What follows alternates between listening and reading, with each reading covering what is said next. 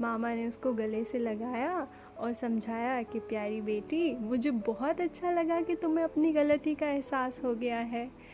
मिरहा और मुशाइम इसके बाद खूब सारा खेलने लगी और मिरहा ने अपनी इस आदत से जान छुड़ा ली। तो प्यारे दोस्तों, आज की कहानी से आपने ज़रूर कुछ सीखा होगा, तो मुझे ज़रूर बताइएगा कि आपने क्या सीखा। तब तक के लिए अल्लाह हाफिज़।